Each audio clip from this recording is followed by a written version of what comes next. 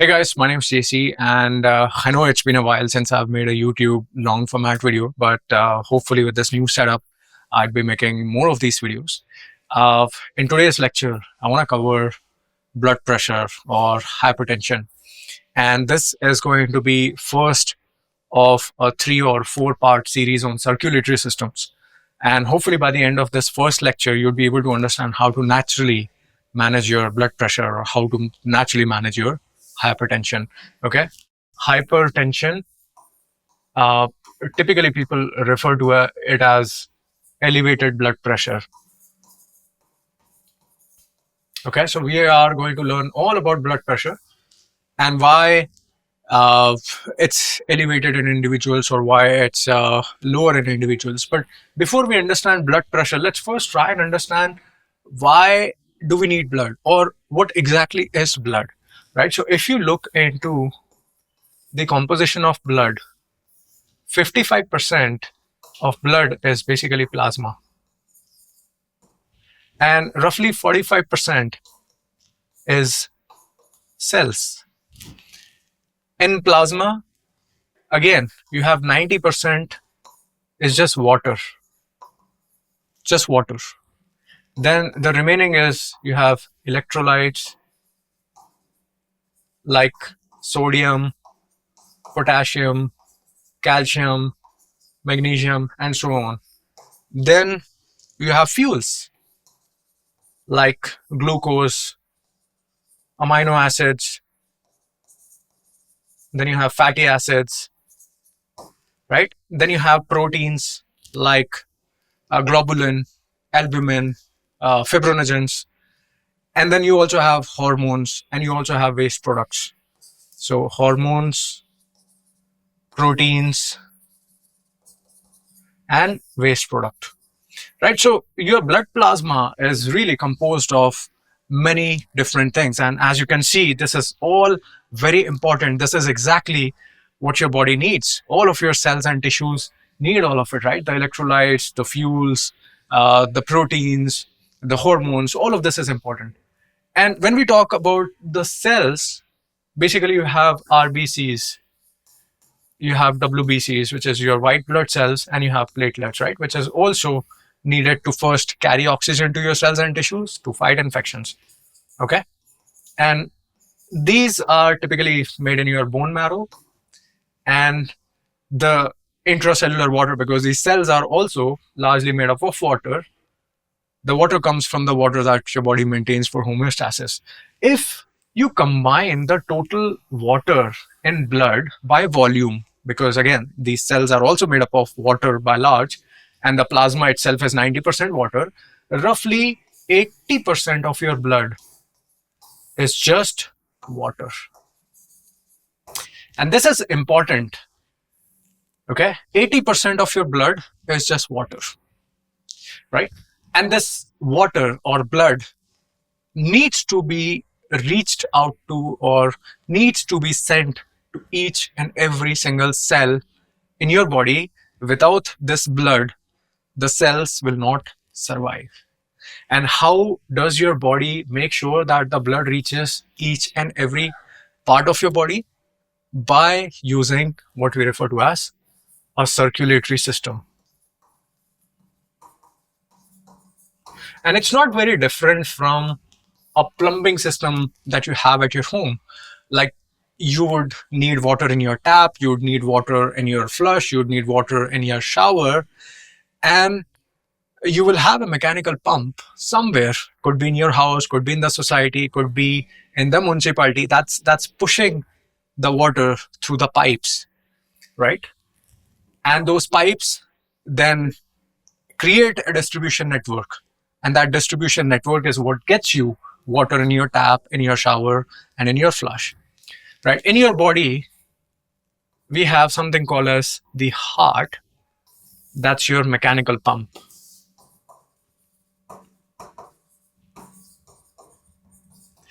To understand what I mean by mechanical pump is simply understand how water generates pressure. If you have seen a dam where water flows from the top, falls onto a turbine, the turbine moves, And when the turbine moves, it creates electricity.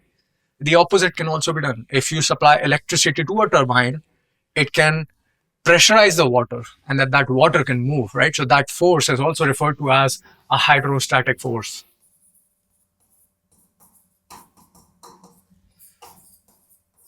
Now, hydrostatic forces are one of the most dominant forces in the body when we talk about hemodynamic systems. Okay, the blood flow systems in the body are referred to as hemodynamics. Okay, so there are multiple forces. You have hydrostatic forces, you have osmotic forces, oncotic forces, Starling forces. We'll probably talk about all of them when the right time comes. But for the time being, understand that your heart is a mechanical pump that takes in electricity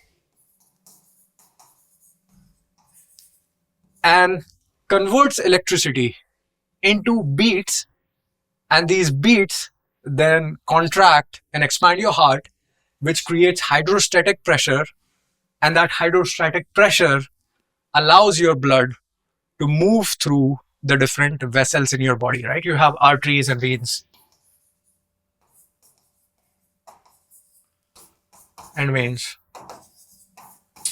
right? So this hydrostatic pressure generated by the heart is how your blood moves in the entire body, and this entire system is referred to as a circulatory system. Now let me show you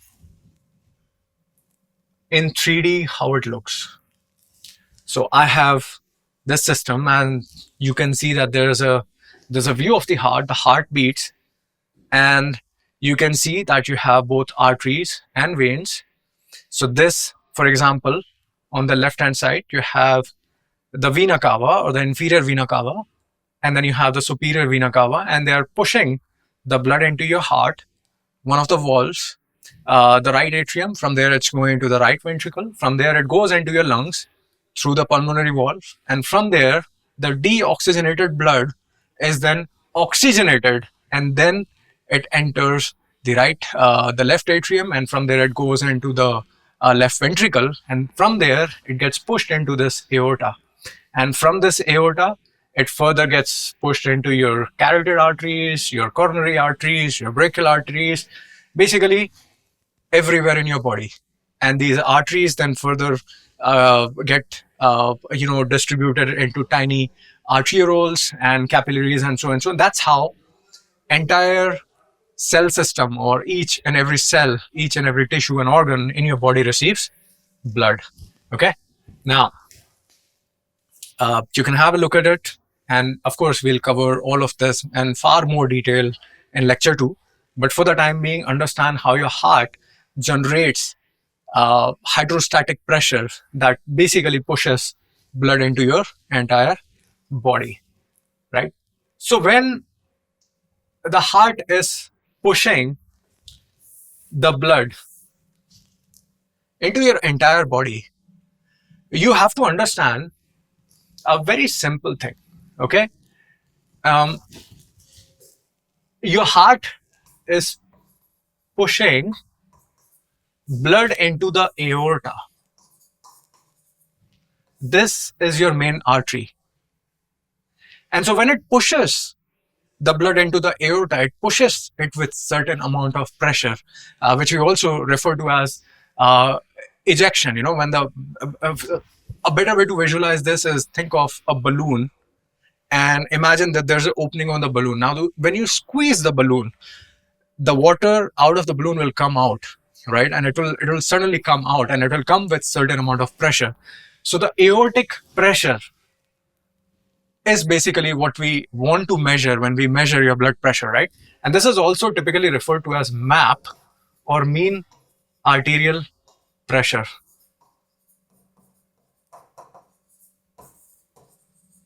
Now, this is a mean arterial pressure.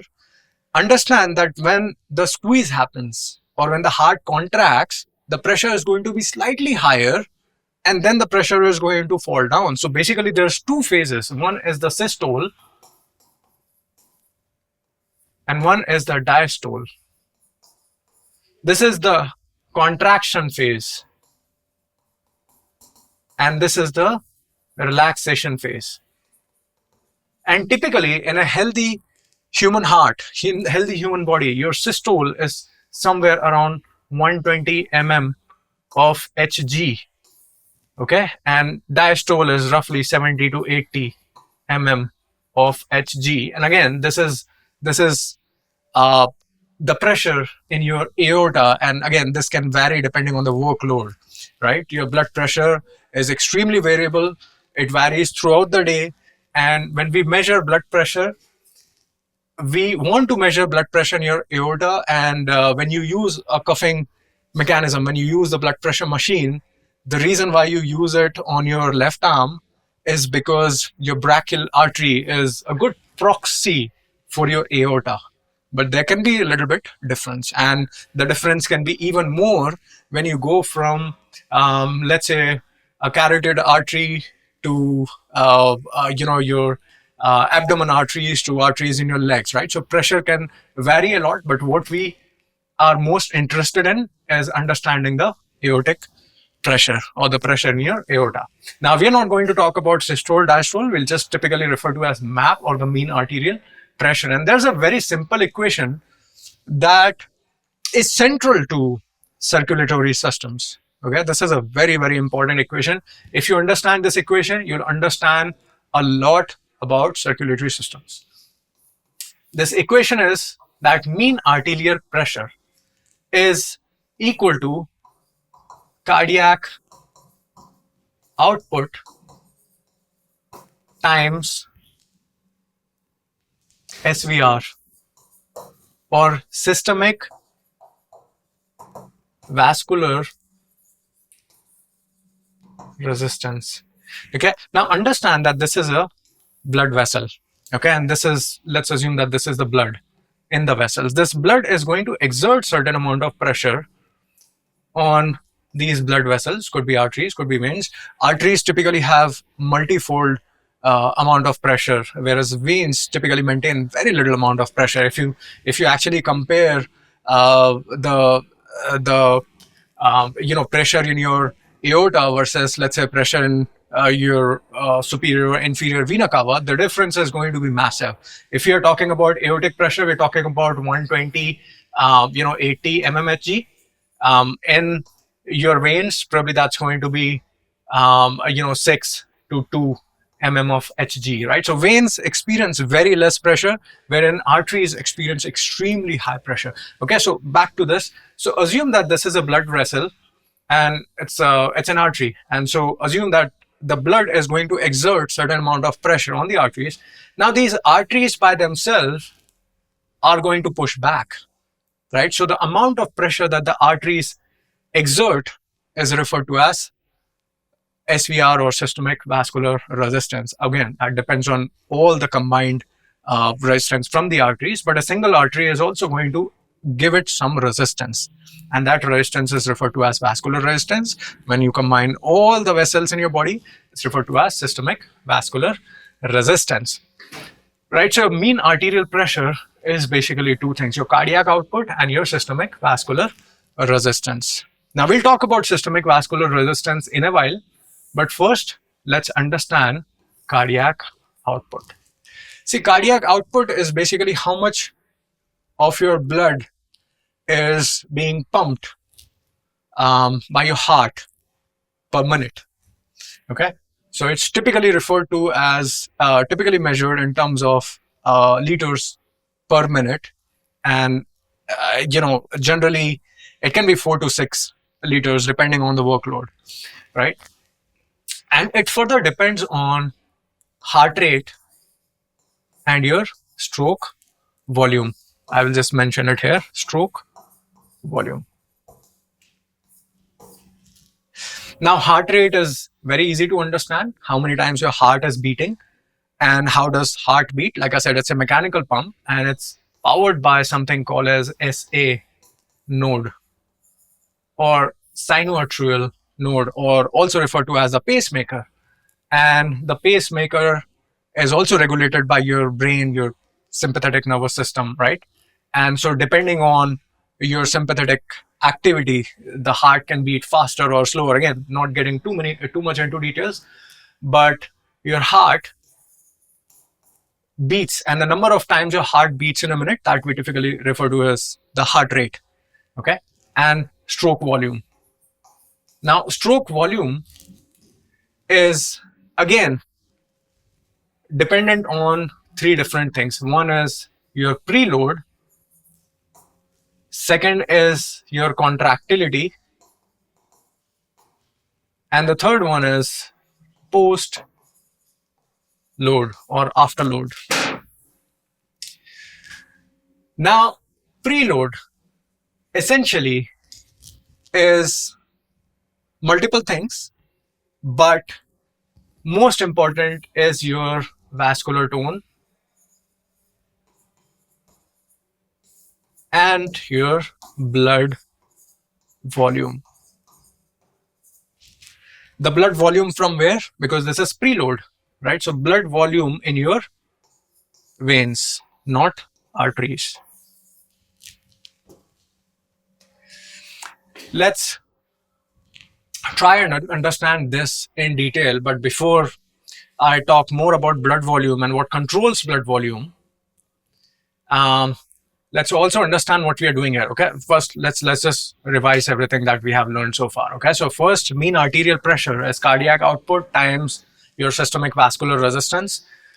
Then we will talk about vascular resistance in a while, but your cardiac output itself is determined by your heart rate and stroke volume, and then your stroke volume is again dependent on your preload, contractility, and postload. And preload depends on your vascular tone and blood volume. Now, when we talk about blood volume, okay, what are we referring to, and how does blood volume get determined? Okay, so now this brings us to a very important concept: is how exactly does your body regulate blood volume? And again, this is a very intricate system and there's layers and layers, but I want to try and cover at least so that logically everything is understood, right? So blood volume, like I said again, is 80% water, right? And your body maintains constant homeostasis of water, and it does so with the help of sodium potassium balance. Now, how does this achieve this? This brings us to the second type of forces, which are osmotic forces. And this is something you might have learned as a kid, that the solution typically moves in the direction of the solute. So the higher the concentration, the higher the quantity of the solute, the higher will be the movement of the solution. So if this, imagine this is your cell compartment, let's say this is your intracellular compartment, and let's assume that this is your extracellular fluid compartment, then majority of sodium in your body will be in the extracellular compartment. See, because your cells, like I said, all cells, they are also made up of water and they are also held in a state of suspension. They're not floating in air. They're floating in the extracellular space, right? So, I mean, if you think about it, so in your body, imagine these are like hundreds of thousands of vessels, and this is the extracellular, fluid matrix, and this is how the cells would be, So this is your intracellular space.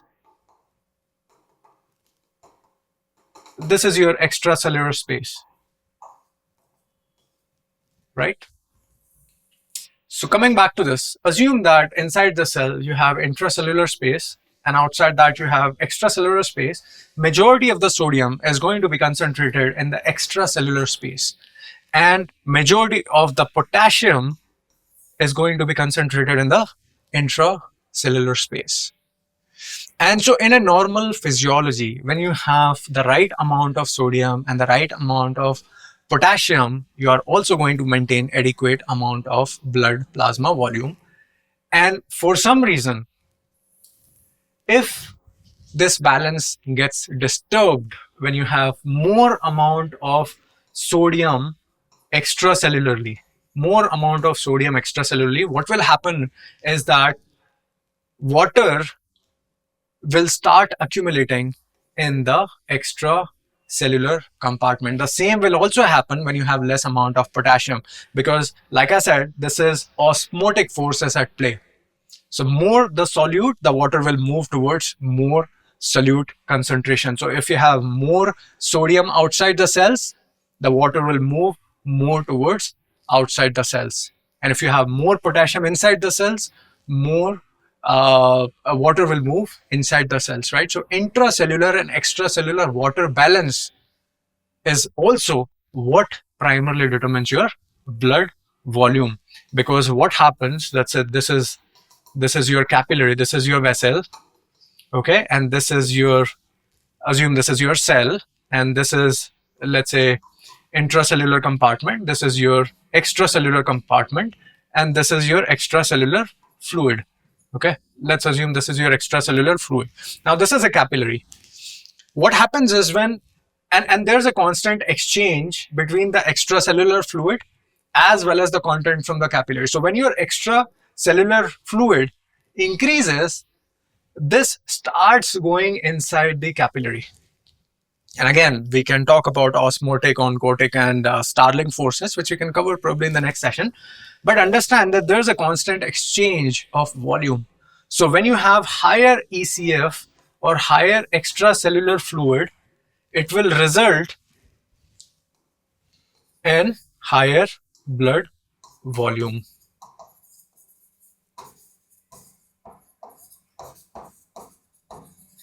This is extremely important.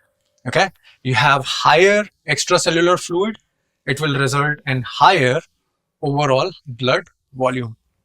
Okay, and when you have higher blood volume,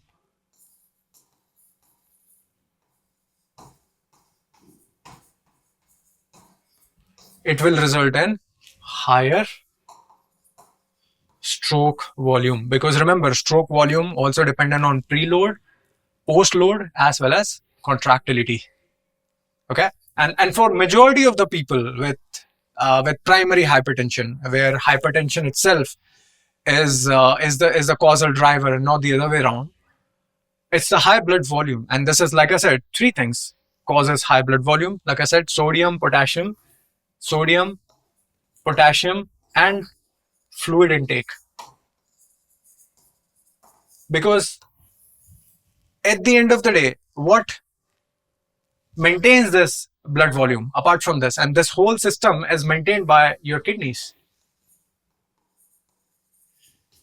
In the longitudinal time frame,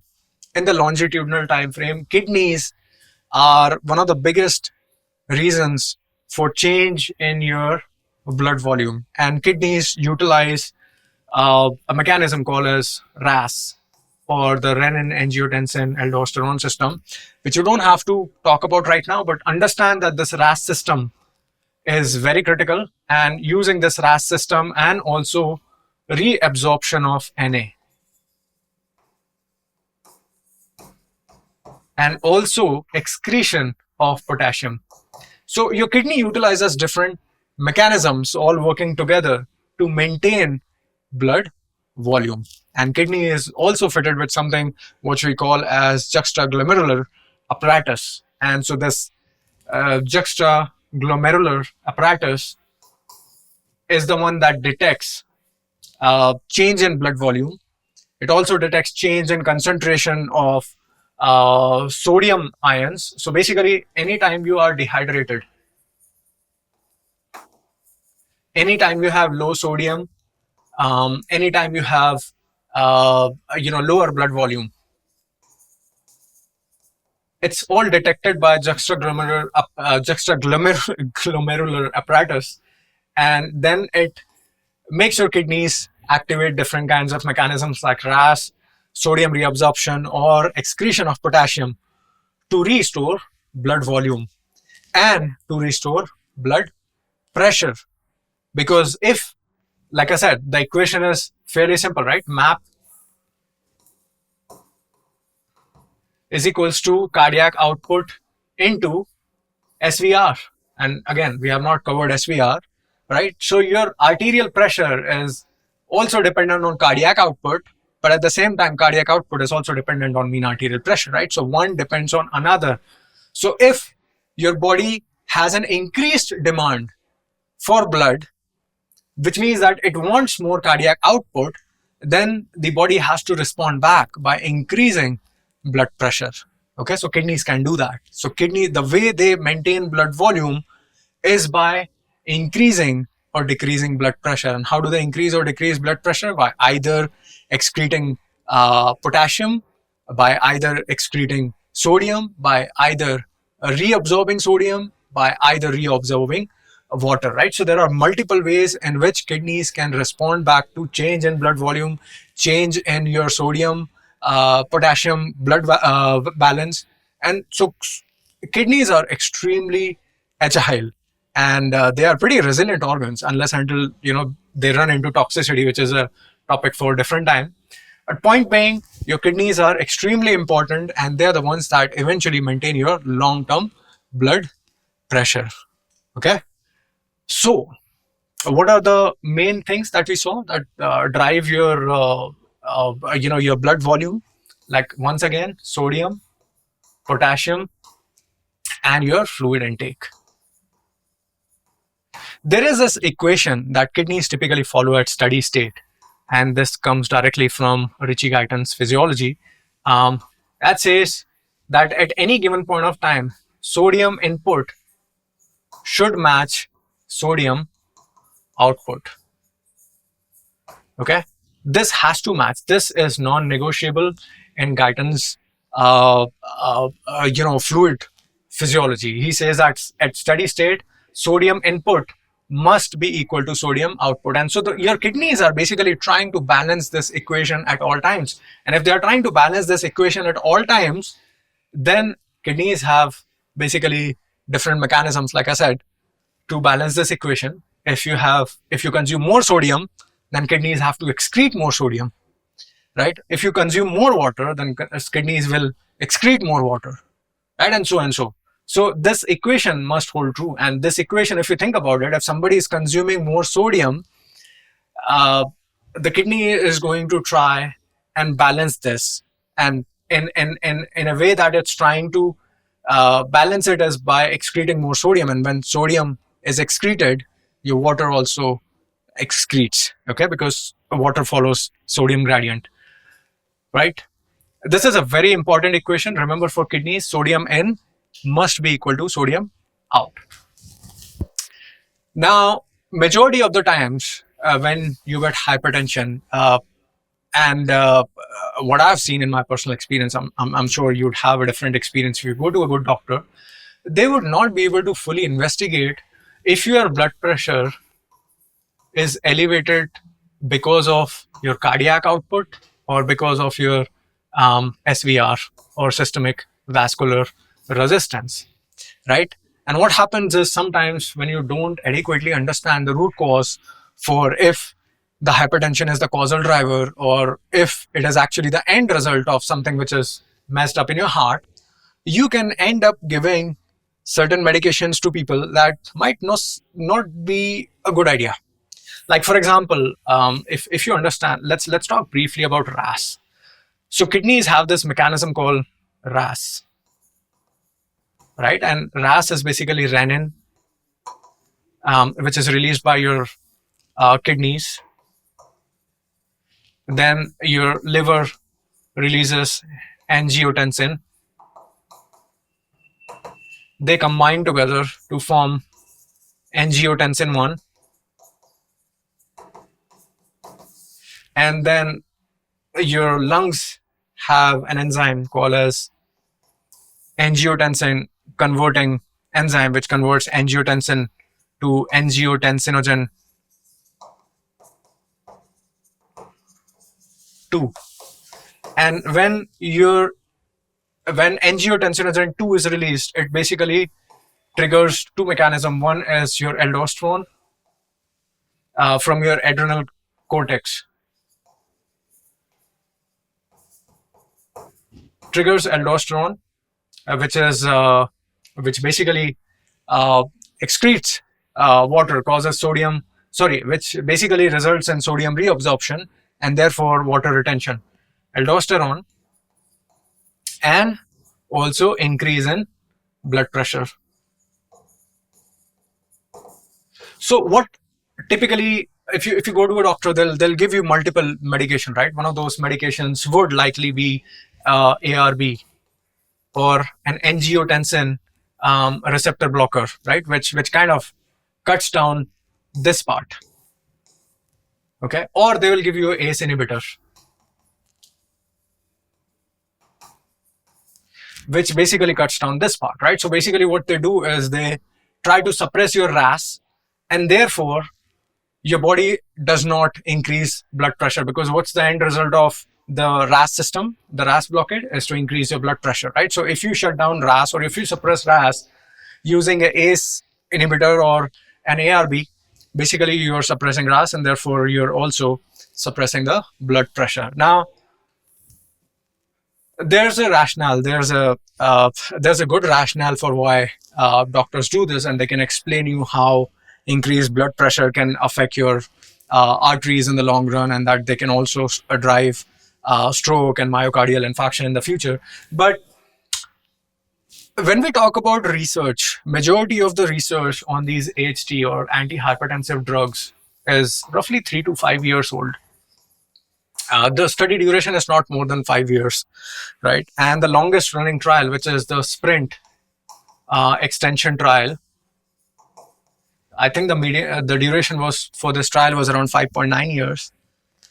The effectiveness of these drugs is not very high. Like, for example, for majority of the AHT drugs, the ARR, or the absolute risk reduction, was around 1.2 to 1.6% for composite outcomes, which includes your CVOD outcomes, then your CVD outcomes, your mortality, and your stroke risk, right? So typically the ARR for these kind of drugs and the longest running trial is just 1.2 to 1.6%, which means that when you give these drugs to 100 people, you're helping 1.2 to 1.6% of the people. The rest of the people experience no beneficial effects. Right? This is something that you will rarely hear from a doctor, because doctors love using relative risk reduction, RRR, right? And RRR, basically they would say it's 20%, 30%, 40%, and so on. So I prefer using more accurate terms, which is ARR, which is if you give these drugs to 100 people, you protect 1.2 to 1.6 people. Rest of the people don't get any beneficial effects, even if they are able to reduce their blood pressure by this much, right? So coming back to understanding, again, MAP. So we see how cardiac output is determined by your stroke volume, and stroke volume further depends on your preload, contractility, and postload. And preload depends on your blood volume, and your kidneys manage your blood volume and eventually manage your MAP in the long run. Okay, so this entire thing is managed by your kidneys. Now, the other thing that we have to talk about is the SVR, or systemic vascular resistance. Now, systemic vascular resistance, like we see that these are the blood vessels and they are exerting pressure back onto your blood. Now, these vessels can have problems, right? For example, they can incur endothelial dysfunction, and it can also be mutually exclusive, because high blood pressure can damage these vessel linings, but at the same time these vessel linings can also result in decreased blood flow, right? So this basically is SVR, and typically it's affected by your lifestyle and high blood pressure. So high blood pressure causes high SVR, then lack of activity,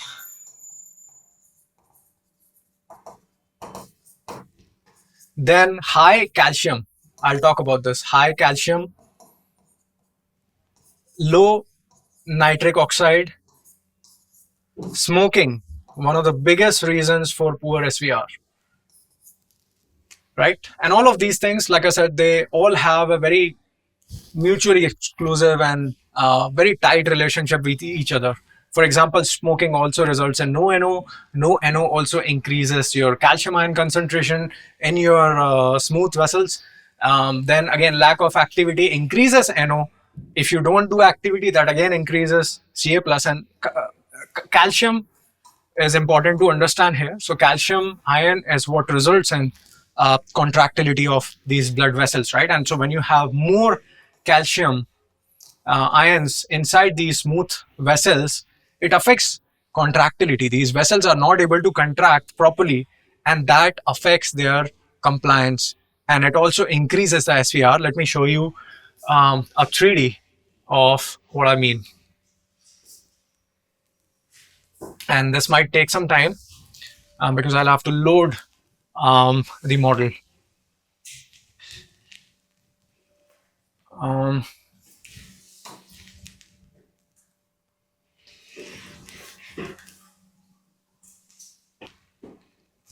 Right.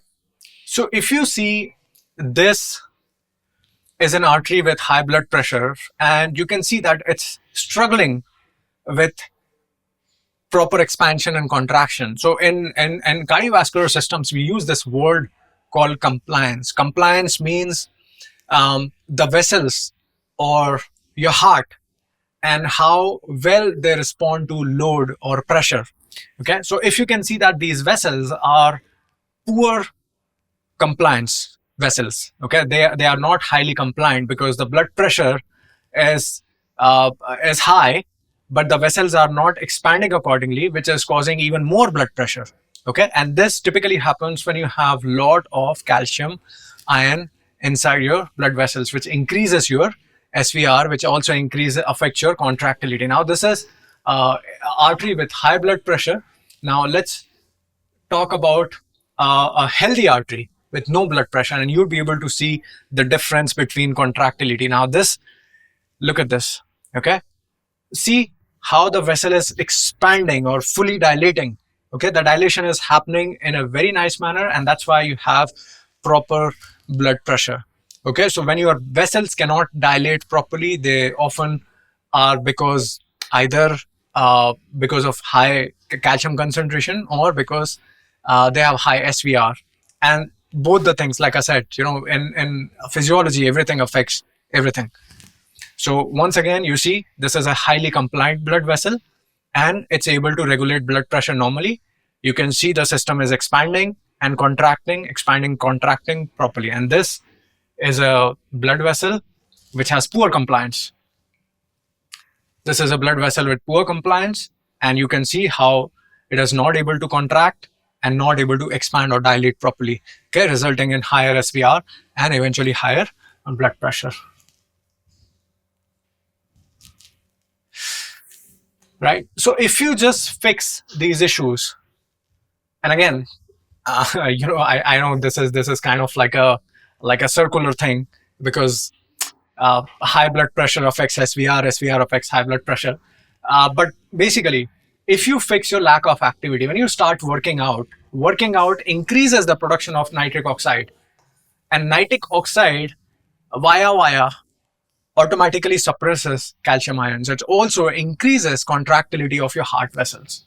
It also increases contractility of, improves contractility of your blood vessels. Okay, so extremely important. Also, another class of drugs that are typically used here are calcium ion blockers.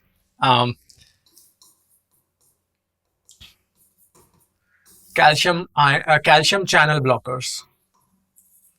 Okay, and the logic is that if your blood vessels have high SVR and you have calcium channels here, and if you block them using Ca blockers or calcium channel blockers, no new calcium ions can come inside, and therefore reduced concentration of calcium ion would increase the contractility and reduce SVR.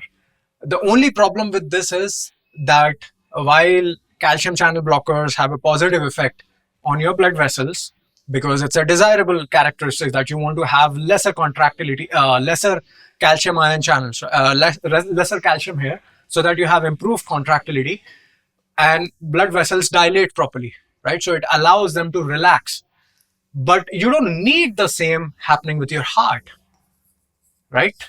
But the problem with all medicine, not just this, is that these medicines are not uh, focused, or they are not targeted, right? Which means that if you take a calcium channel blocker, you wanted them just to block calcium ion channels on your blood vessels, but it will also block calcium channels everywhere, including calcium channels in your heart, which can cause your heart to beat slower. It can also affect the contractility of the heart, which is what creates higher ejection fraction, which is what results in increased aortic pressure, and which is what causes your blood pressure to reach into circulation, right? So it can also affect contractility of your heart in the longer run, right? So that's also one of the problems with calcium channel blockers. And typically I've seen that calcium channel blockers are prescribed alongside your ACE or ARB inhibitors,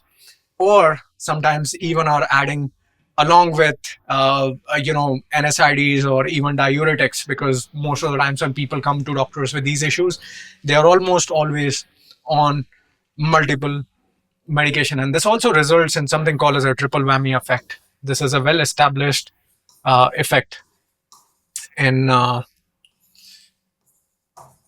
triple whammy effect, where you take combination of multiple drugs, and over a period of time it degrades your kidney function, leading to AKI or acute kidney injury, lowered GFR, increased creatinine,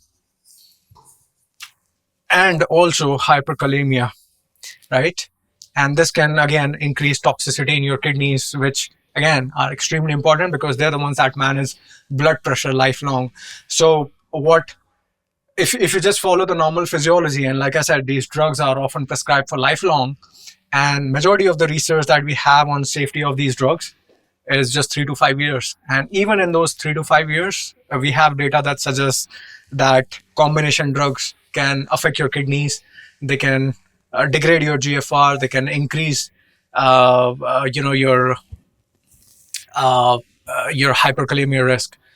And basically, when you take these drugs for 10 years, 20 years, and the idea was what? Idea was to, at the end of the day, control your blood pressure, which you are actually not. You're compensating, So all the mechanisms that you're trying to suppress, those mechanisms by themselves are not pathological. They are compensatory mechanisms. So when you are using these drugs, you're basically compensating. You're suppressing those compensatory mechanisms. You're not suppressing the root cause. And the root cause, if we talk about this, is basically your cardiac output and your SVR. SVR, we have already seen what causes high SVR. Again, lifestyle, smoking, lack of activity, lower NO production, increased calcium ion, overactivation of your parasympathetic system. So all of those things, right? So you basically what you're talking about is sleep, your exercise, your smoking, your poor diet, your increased weight. All of those things are affecting your SVR. In fact, increase in your fat mass has a direct effect on your SVR. On the other hand, if you increase muscle mass, SVR goes down. If you increase your fat mass, SVR goes up. In fact, we have research that shows that for every 1 kilogram loss of weight, you experience a reduction by 1 mmHg. Now, this is for weight loss. Okay, so somebody lost 8 to 10 kgs, you would be able to drop around 8 to 10 mmHg of blood pressure.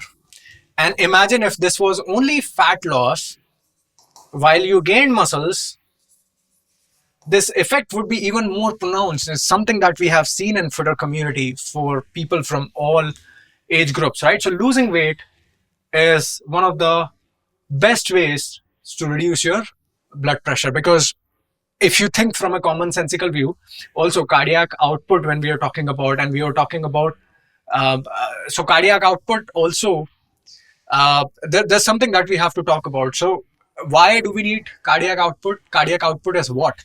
I need a certain amount of blood every minute so that the blood can then flow into my tissues, right? So the blood needs to flow. Okay? The blood needs to flow, and flow has equations, which is again SVR, or total resistance, and this pressure gradient is basically your map minus your central venous return. Again, don't worry too much about these equations and all, but understand that flow means my organs need a certain amount of blood to perfuse through my organs, and if they are not flowing, or if the perfusion is not happening at the desired rate, then my organs would suffer, my tissues, my cells would suffer. Okay, so it's very important for my body to maintain a certain flow, and flow is also what maintains the cardiac output, or determines the cardiac output. So flow. So for example, this is your supply side equation. Okay, how much blood can be supplied, how much flow can be supplied, but there is also a demand side equation, which basically says, and flow is typically written as Q, it says tissue mass, okay, tissue mass multiplied by perfusion rate. Okay, and basically this is, because this is tissue specific, so what you do is you add on.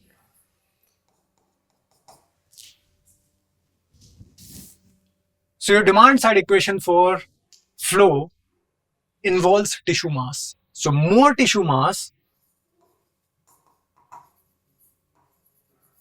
means you are going to need more flow, which means you are going to need more cardiac output, or you'll put more cardiac demand on the system.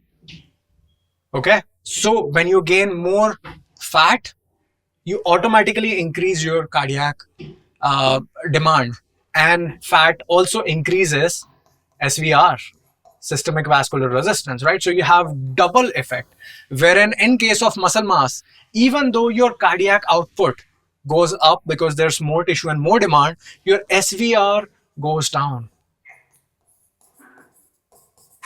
Okay, so two people, one gains fat and one gains muscle. The guy who gains fat is going to have more or higher blood pressure, versus a guy who gains more muscle. They will typically have lower muscle, lower SVR, and therefore lower blood pressure. Now, to summarize this entire thing, what we have seen is blood pressure depends on two things: your cardiac output and your SVR. SVR, or systemic vascular resistance, is dependent on your lifestyle entirely, and high blood pressure can also affect it. Again, we don't have exact data on it. We have very short-term data that high blood pressure degrades or causes high SVR. But in general, let's assume this to be true. So lifestyle issues, high SVR, low nitric oxide production because of no physical activity, more calcium ions, again because of high parasympathetic activation, increase in fat mass. Okay, so gaining weight. So these are all the factors that affect your systemic vascular resistance. The other part, cardiovascular output, like I said, it depends on your stroke volume, which further depends on your preload, post-load. And we can cover post-load, preload, and contractility, but for this, I will have to talk about heart, and that we can cover. The post-load and contractility is something that's not determined by your by the things that we've discussed, because we'll have to understand the anatomy, the physiology of the heart to understand post-load and contractility. But preload further depends on your blood volume, which again comes from your sodium potassium balance, and which, like I said, has three variables. One is your sodium intake, potassium intake, and fluid intake. Okay, so if I have to summarize, how can you fix your hypertension? basically just reduce sodium a little bit. And what does the research say? Research say that by reducing sodium, you can reduce up to 5 mmHg of blood pressure. And everything I'm writing here is systolic, okay? Other part is increase potassium. Potatoes you can consume coconut water. They are both high in potassium.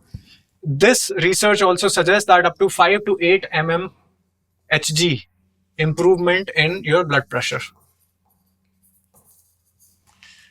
Third part, lose fat. Actually, this is the most important because it has a very good relationship. When you lose fat and gain muscles, research shows that for every 1 kg of fat loss, again, it's not a 100% 1:1 relationship, but directionally it is that. For every 1 kg of fat loss, weight loss, for fat loss it might be even more because it also reduces your SVR. For 1 kg of weight loss, you also reduce 1 mmHg of blood pressure. So hypothetically, if you lost 10 kg weight, you should be able to lose somewhere between 5 to 10 mmHg in your blood pressure. Okay. Again, smoking, drinking, these are stupid things. So if you're doing that, obviously, if you cut them down, you immediately experience better results almost immediately. Like smoking is like stupid at this point of time. Okay, smoking is like we can't even talk about it. Then then other part is exercise. Now, exercise can also improve your blood pressure by 4 to 8 mmHg. Because exercise increases your NO, nitric oxide production, which automatically suppresses your calcium ion, which improves your SVR or reduces your SVR in your blood vessels. Okay, so we have what are some of the ways to improve your hypertension and hypertension also. If you have hypertension, you can increase your sodium. If you have hypertension, reduce your sodium. Losing fat, gaining muscles. Gaining muscles can also help you in case of hypertension. It can also help you in case of hypertension. All these things are going to help you stabilize your blood pressure. And if you don't do these things, and again, sleep is very important because lack of sleep can overactivate your parasympathetic nervous system, which can again affect your blood pressure. Which can affect your heart rate. And we know that stroke volume into heart rate is your cardiac output, right? Which affects your final map. So heart rate goes up, your cardiac output goes up, your blood pressure goes up, right? So lack of sleep and high amounts of stress. So reduce stress, improve your sleep, improve these factors, reduce sodium, increase potassium, lose fat, gain muscles, exercise. And yes, of course, increasing water intake, the most important.